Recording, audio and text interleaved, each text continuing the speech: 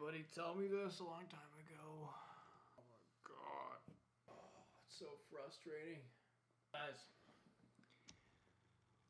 I wanted to know things when I first started in photography, and I had nobody to tell me. Now, with this video, I want to make sure you guys never have that problem. So these are the 5 things I wish I knew when I first started photography. And believe me, it would have saved so much frustration. So the first thing is always shoot RAW. Not JPEG, not JPG, not... Now if you have to shoot HVEC, Hector, Victor, Echo, Charlie, in your phone, that's fine. Because that is the second best thing to RAW when you're shooting on your phone. Gives you the most availability of color correction that you can use in a photo. But the reason being is you have a lot more data in a photo if you're shooting a RAW photo. Okay? You've got more red, greens, and blues in every shade that combines all three of them. You've got a lot more possibilities to change and, let's say, recover shadows, highlights, midtones, your blacks and your whites. They're bigger files, which sometimes is a downside. But unless you're just taking pictures to immediately send to somebody else, I would always recommend shooting RAW. Because when you go into Lightroom or Lightroom CC or Photoshop or whatever you're using, it makes it a lot easier for you in the long run. Plus, JPEG edited photos don't look good. Or JPG. They don't look good, right? So the second one, it doesn't matter what camera you shoot on. For the longest time, I had been kind of kicking myself like, when I was first starting out, I need to get a camera to take better pictures. I need to get a camera to take better pictures. My phone can't get these photos, which in a lot of cases, it may be true, right? But most of the time, it's not the case. Your phone, my iPhone, I have an XS. And this is a 12 megapixel camera. I currently shoot on the Canon 80D, which what I'm recording this video on right now. But before that, I was shooting on a Canon 60D. Before that, when I was like 12 years old, I got a little point and shoot camera that had like maybe 8 megapixels. Compared to this and my phone, 8 megapixels look pretty bad, right? If you've ever seen a photo with 8 megapixels, a photo with 8 megapixels, it doesn't look the best. But in a lot of times, that old vintage style that you get with that, or even 5 megapixels on the old flip phones, Razors, Nokias, Blackberries, what have you, it does the job in a pinch. So it doesn't matter what phone or camera you shoot on.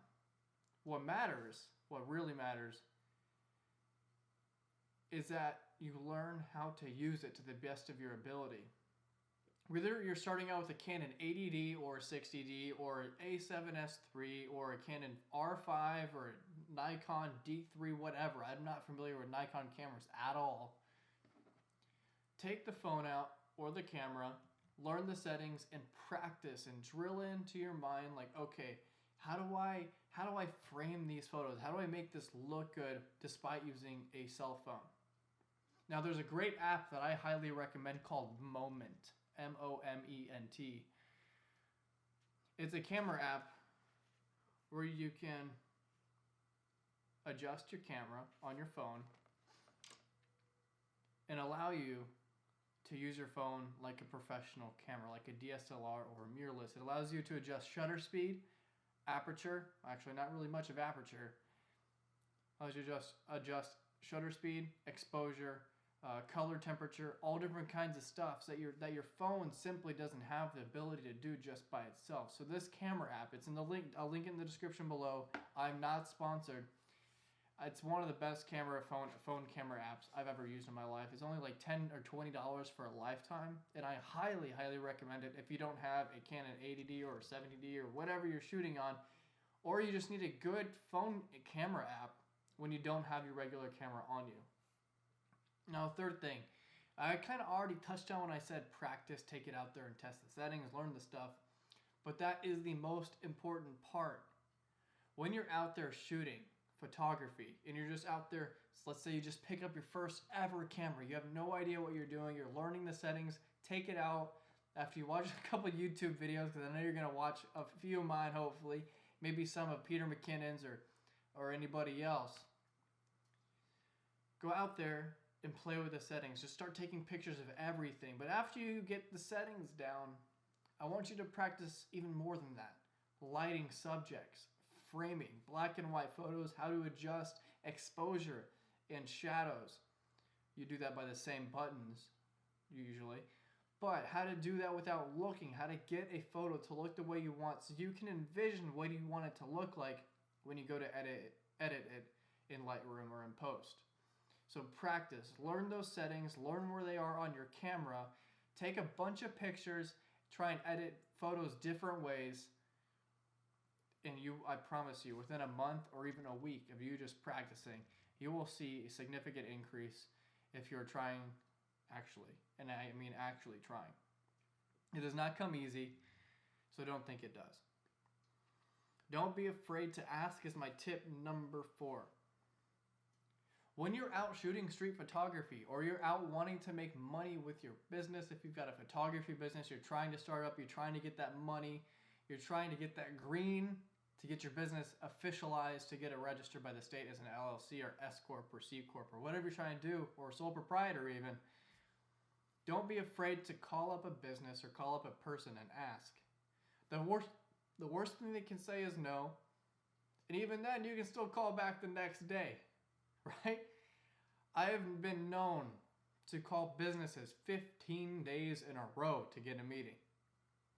Don't be afraid to ask. Now they may be calling, they may say, stop contacting us. We're going to give you a cease and desist order. And I'd be like, all right, no worries. I won't call you anymore. I'll put them on the come in and visit list. I'm going to go in there and visit. But don't be afraid to ask, because the worst thing they can say is no. And let's be real. If you don't ask, you never get. What do kids always get if they ask? Enough. They get what they want. They don't give up. They're not persistent. Children are the best salespeople in the world. And that's not what this video is about, right? This is about not being afraid to ask. So if you're out in the street taking photos and you really like somebody's hat, you like their umbrella, you like their style, you like their smile, don't be afraid to ask if you can take a picture of them. It can't hurt. Heck, they could be another photographer and they're like, wow, you're actually pretty good. Like, I like this. Send it to me. After you edit it and everything, you can say, all right, here's the raw, here's the edited. Again, I'm not a big fan of sending raw photos, but if they request it and just like a quick picture, I'll send it to them. But don't be afraid to ask. Number 4, lighting matters. As you can tell, I've got a couple different lights set up. I don't have my overhead light on. I've got a ProMaster professional lighting set up over here, and I've got a little desk lamp set up over here to give me a little more of a light on this side. And I'll turn it off real quick so you guys can see what happens.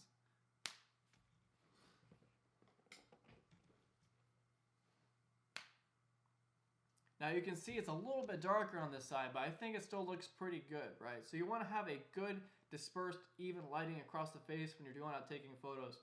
And there's a couple key tips I'll have that I can share with you right now about this. So when you're going out and it's broad daylight, it's noon, the sun's right overhead, it's 95 degrees outside, you live in Austin, Texas, it's unbearably hot, the sun is just screaming through the sky, you're not going to have great photos. Unless you have something like a variable ND filter, something that can crush, and I mean absolutely crush down your highlights, because you're going to be overexposed. Now you can crank your shutter speed up, you can crank your ISO down, you can crank your aperture way up to like f10 or f22, but if you're trying to get that bokeh, that nice soft image that you can see here behind me, you can barely even determine what's what behind me now, right? If you're trying to get that nice creamy image in the background, good luck if you have to crank your f-stop up to f22. Now that's in a different video. I'll link that in this video in the future. I haven't even made it yet, okay? Now, as for the lighting, if it's overhead, you get a shadow across the orbits of your eyes. It's called raccoon eyes, and it doesn't look good. I've seen wedding photos taken where they're out in mid-daylight, it's noon, it's like 3 o'clock or so, and the photos don't look that great. I've also seen lighting like this, where I have a nice cast of shadow across their face, or they do, and the one side of their face is lit up and it looks dramatic. It looks good. It looks cinematic in almost a way. There's different ways to use lighting to your advantage, and I recommend learning that. I'll make a video on that in the future. I currently only work with this one light and this key light, and sometimes the light above me. And actually the light back here too, but I'm too cropped in to be able to use that efficiently. In the future, big things coming in the future, by the way. Huge things coming. In the future, I'll give more tutorials once I have more equipment to work with, and once I have a YouTube channel built up as well as enough clientele to be able to justify spending that much money. And the fifth rule, and I cannot stress this enough, in my opinion, this should be number 5, but I want to leave it with you at the end so you remember it the most, is have fun. If you don't have fun, what are you doing? Right? I say right a lot, but I know I'm right. I'm asking if you agree, which I hope you do. If you're not having fun with what you're doing, you hate your job, you want to take pictures that you love, or you hate taking pictures because you're doing it for a company that you don't like, or you're doing it for a style or for the amount of money that you don't like, you don't think you're getting paid enough, or maybe you think you're getting paid too much. That's hardly ever the case. But have fun. Go out and take photos. Go out and explore. Go out and express yourself, whether it's through black and white photography, whether it's through portraiture, landscape, wildlife photography. I enjoy a whole bunch of different kinds of photography. I've got photos on my Instagram, which you can see here now. It's I am Tristan Gibson on Instagram. Go give that a follow real quick. But you have to enjoy what you're taking photos of, and maybe if you want to, and if you have the skill level and the business knowledge, you can make a business out of it. Now, I haven't made maybe more than $1,000 of photography at this point. But that's okay. Well, it's not okay. But that's okay. Because it is the goal of trying to get to where you want to be and never being complacent about where you're going. And the most fun part is the process for me. This is a little speech from Gary Vee. I know he spills this a lot. But enjoy what you're doing as the process. You have to grow through what you go through. So if you're going through all these difficult trials and tribulations when it comes to getting good photos, when it comes to learning how to frame objects or compose photos or videos, when it goes through all that and you're having the troubles and the setbacks and the clients canceling and you're losing money from people who had signed with you and you're not getting the growth that you want, being able to push forward and have fun with what you're doing, or just learning photography. It's okay to be frustrated if a shot doesn't turn out well. It's okay to be frustrated if you miss a shot. Just don't let it ruin your day. There are millions more shots ready for you to take of it.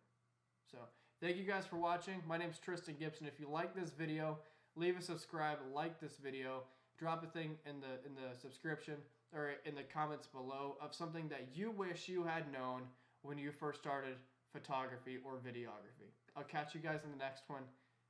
Have a good night.